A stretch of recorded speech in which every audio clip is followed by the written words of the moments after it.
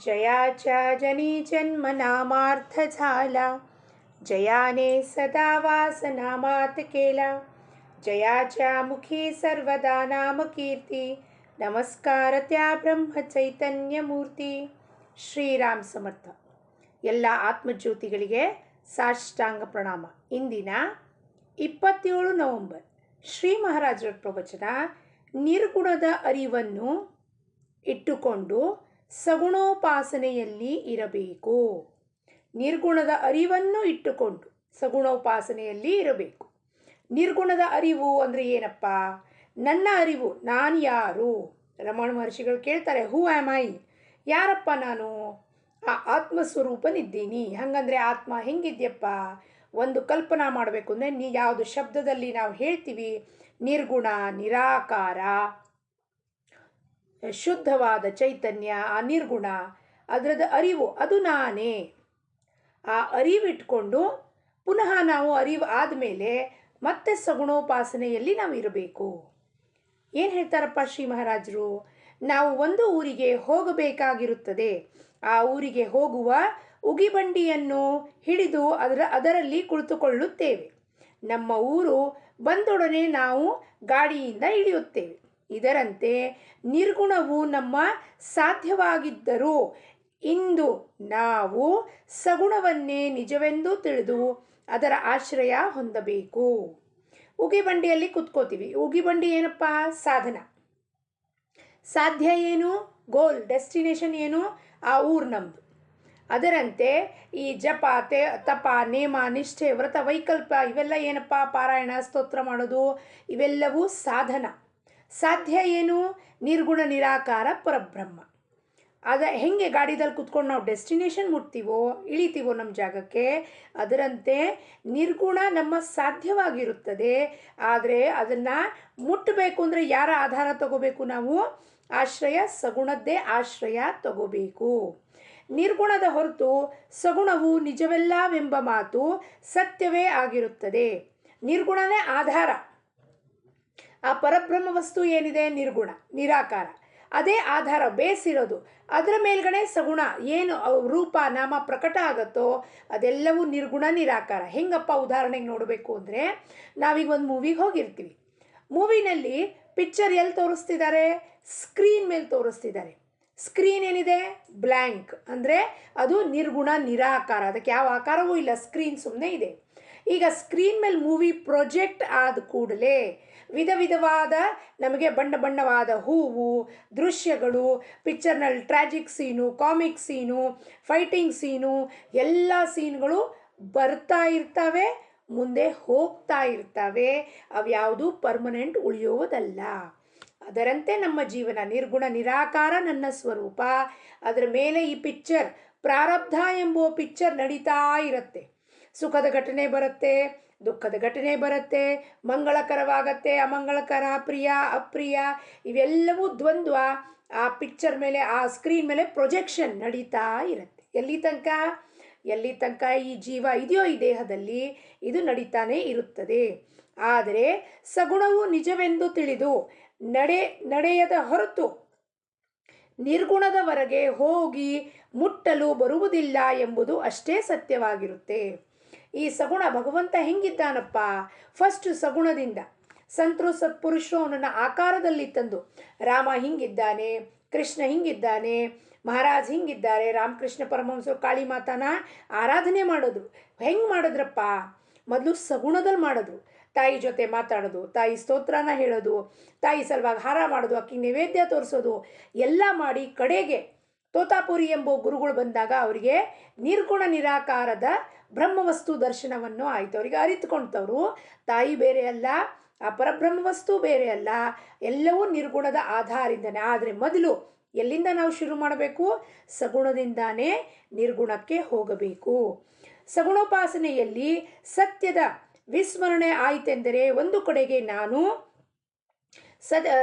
ಸಗುಣೋಪಾಸನೆಯಲ್ಲಿ ಸ್ವತಃದ ವಿಸ್ಮರಣೆ ಆಯಿತೆಂದರೆ ಒಂದು ಕಡೆಗೆ ನಾನು ಇಲ್ಲದಂತಾಗುತ್ತದೆ, ಹಾಗೂ ಇನ್ನೊಂದು ಕಡೆಗೆ ದೇವನೂ ಇಲ್ಲದಂತಾಗುತ್ತಾನೆ. ಕೊನೆಗೆ ಪರಮಾತ್ಮನು ಮಾತ್ರ ಶೇಷ ಉಳಿಯುತ್ತಾನೆ. ಏನಪ್ಪ ಇದರ ತಾತ್ಪರ್ಯ? ಎಲ್ಲಿವರೆಗೂ ನಾನು ನಾನು ಈ ದೇಹ ಬುದ್ಧಿ ಮನಸ್ಸಿಂದ ಆಕಾರ ಹೊಂದಿದ್ದೀನಿ ಅಂತ ನಾನು ಅನ್ಕೋತೀನೋ ಅಲ್ಲಿವರೆಗೂ ಎದುರುಗಡೆ ಕಾಣಿಸ್ತಿರುವ ಮೂರ್ತಿ ಅದು ರಾಮನ ಅವತಾರ, ಕೃಷ್ಣನ ಅವತಾರ. ಅದನ್ನು ನಾನು ಸಗುಣದಲ್ಲಿ ನೋಡ್ತೀನಿ. ರಾಮ ಬಂದ, ಕಾಡಿಗೆ ಹೋದ, ಇದು ಮಾಡ್ದ, ಗೆದ್ದ, ಶಿವಧನುಸ್ಸನ ಮುರಿದ, ಇವೆಲ್ಲವೂ ಎಲ್ಲಿ ತನಕ ಇರುತ್ತೆ, ಎಲ್ಲಿವರೆಗೂ ನಾನು ಸಗುಣದಲ್ಲಿ ನನ್ನ ಬಗ್ಗೆ ವಿಚಾರ ಮಾಡ್ತೀನೋ ಅಲ್ಲಿವರೆಗೂ ಇವೆಲ್ಲ ದೇವರು ಇದ್ದಾನೆ. ಆದರೆ ನನ್ನ ವಿಸ್ಮರಣೆ ಆಯಿತು ಅಂದರೆ ದೇವರೂ ಇರೋದಿಲ್ಲ, ನಾನೂ ಇರೋದಿಲ್ಲ. ಕಡೆಗೆ ಏನು ಉಳಿಯುತ್ತೆ? ನಿರ್ಗುಣ ನಿರಾಕಾರ ಒಂದು ಸ್ಕ್ರೀನ್ ಉಳಿಯುತ್ತದೆ. ಆದ್ದರಿಂದಲೇ ನಿರ್ಗುಣದ ಜ್ಞಾನ ಮಾಡಿಕೊಂಡು ಸಗುಣದಲ್ಲಿ ಇರಬೇಕು.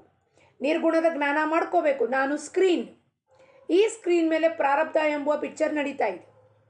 ಪಿಕ್ಚರ್ ನಡೆಯುತ್ತೆ, 3 ತಾಸು ಆದಮೇಲೆ ನಾವು ಮನೆಗೆ ಬರ್ತೀವಿ. ಅದರಂತೆ ಇಲ್ಲಿ ನಮ್ಮ ಜೀವನದ ಪಿಕ್ಚರ್ಗೆ ಪರಮಾತ್ಮ ಒಂದು ಫಿಕ್ಸ್ ಟೈಮ್ ಕೊಟ್ಟಿದ್ದಾನೆ. 50 ವರ್ಷ, 60 ವರ್ಷ, 70 ವರ್ಷ ಹೀಗೆ ಟೈಮ್ ಕೊಟ್ಟಿರೋದ್ರಿಂದ ಆ ಕಾಲಾವಧಿದಲ್ಲಿ ನಮ್ಮ ಪಿಕ್ಚರ್ ನಡೀತಾ ಇರುತ್ತೆ. ಯಾವತ್ತು ಪಿಕ್ಚರ್ ಖತಮ್ ಆಯಿತು ಅಂದರೆ, ಈ ಜೀವ ಆಚೆ ಹೋಯಿತು ಅಂದರೆ ಏನಾಗುತ್ತೆ? ಪಿಕ್ಚರ್ ಮೂವಿ ಕ್ಲೋಸ್ ಆಗುತ್ತೆ. ಅದಕ್ಕೆ ನಿರ್ಗುಣದ ಅರಿವು ಮಾಡಿಕೊಂಡು ಸಗುಣದಲ್ಲಿ ಇರಬೇಕು. ಶ್ರೀರಾಮನ ಪೂಜೆಯಲ್ಲಿ ಸ್ವತಃದ ವಿಸ್ಮರಣೆ ಆಗತೊಡಗಿದರೆ ಮತ್ತೆ ಬೇರೆ ಯಾವ ನಿರ್ಗುಣವೂ ಉಳಿಯುತ್ತದೆ. ನನ್ನ ವಿಸ್ಮರಣೆ ಆಯ್ತಪ್ಪ, ಸ್ವತಃದ ವಿಸ್ಮರಣೆ, ಪೂಜೆ ಮಾಡ್ತಾ ಮಾಡ್ತಾ ಮಾಡ್ತಾ ಜಪಮಾಲೆ ಬಿಟ್ಟು ಹೋಗುತ್ತೆ, ಧ್ಯಾನ ಹತ್ತುತ್ತೆ, ಆವಾಗ ಬೇರೆ ಯಾವುದು ನಿರ್ಗುಣ ಉಳಿಯೋದಿಲ್ಲ. ಜ್ವರ ಬಂದ ಮನುಷ್ಯನಿಗೆ ಎಲ್ಲವೂ ಕಹಿ ಹತ್ತುವಂತೆ ನಮ್ಮ ವೃತ್ತಿಗಳು ವಿಷಯಾಕಾರವಾಗಿರುವುದರಿಂದ ಆ ವೃತ್ತಿಗಳಿಗೆ ಸಗುಣವಾಗಲಿ ನಿರ್ಗುಣವಾಗಲಿ ಹೇಗೆ ರುಚಿಸುತ್ತದೆ? ಈಗ ನಮಗೆ ಸಗುಣ ನಿರ್ಗುಣ ಏನೂ ಗೊತ್ತಾಗ್ತಿಲ್ಲ. ಯಾಕೆ? ನಮ್ಮ ಮನಸ್ಸು ವಿಷಯಾಕಾರ ಹೊಂದಿದೆ. ಅದರಲ್ಲಿ ಯಾರು ಬಂದು ಏನೇ ಹೇಳಿದ್ರು ಕೂಡ ಸಗುಣದ ಬಗ್ಗೆನೂ ತಿಳಿಯೋದಿಲ್ಲ, ನಿರ್ಗುಣದ ಬಗ್ಗೆನೂ ತಿಳಿಯೋದಿಲ್ಲ. ಏನಿವೆಲ್ಲನಪ್ಪ ಅಂತ ವಿಚಾರ ಬರುತ್ತದೆ. ಸಗುಣದ ಹೊರತು ನಿರ್ಗುಣದ ಉಪಾಸನೆ ಮಾಡುತ್ತೇನೆ ಅನ್ನುವವನಿಗೆ ಅದರ ಮರ್ಮವೇ ತಿಳಿದಿರುವುದಿಲ್ಲ. ವಾಸ್ತವಿಕವಾಗಿ ಅವನು ಸಗುಣ ಉಪಾಸನೆಯನ್ನೇ ಮಾಡುತ್ತಾ ಇರುತ್ತಾನೆ, ಆದರೆ ಅದು ಅವನಿಗೆ ತಿಳಿದಿರುವುದಿಲ್ಲ. ಯಾರು ಭಗವಂತನನ್ನು ಸ್ಥಳಕಾಲಗಳ ಮರ್ಯಾದೆಯಲ್ಲಿ ತಂದಿರುತ್ತಾರೋ ಅವರು ಅವನನ್ನು ಸಗುಣದಲ್ಲಿ ತಂದಿರುವುದಿಲ್ಲ ಎಂದು ಹೇಳುವುದರಲ್ಲಿ ಅರ್ಥವೇನು? ಯಾರಪ್ಪ ಅವನನ್ನು ತಂದಿದ್ದಾರೆ ಭಗವಂತನ ಸ್ಥಳಕಾಲದಲ್ಲಿ ಅಂದರೆ ಟೈಮ್ ಆ್ಯಂಡ್ ಸ್ಪೇಸಲ್ಲಿ? ಯಾರು ತಂದಿದ್ದಾರೆ? ಸಂತರು, ಸತ್ಪುರುಷರು. ಅವರ ಅನುಭವವನ್ನು ಆಕಾರ ರೂಪಕ್ಕೆ ರಾಮ ಹಿಂಗಿದ್ದಾನೆ, ಕೃಷ್ಣ ಹಿಂಗಿದ್ದಾನೆ, ಚಿದಂಬರ ಹಿಂಗಿದ್ದಾನೆ ಅಂತ ಸಗುಣ ಸಾಕಾರ ರೂಪದಲ್ಲಿ ಅವರ ಅನುಭವದ ಮುಖಾಂತರ ತಂದರು. ಪರಮಾರ್ಥದ ವಿಷಯದಲ್ಲಿ ನಮ್ಮಲ್ಲಿ ಅನೇಕ ವಿಚಿತ್ರ ಕಲ್ಪನೆಗಳು ಇರುತ್ತದೆ.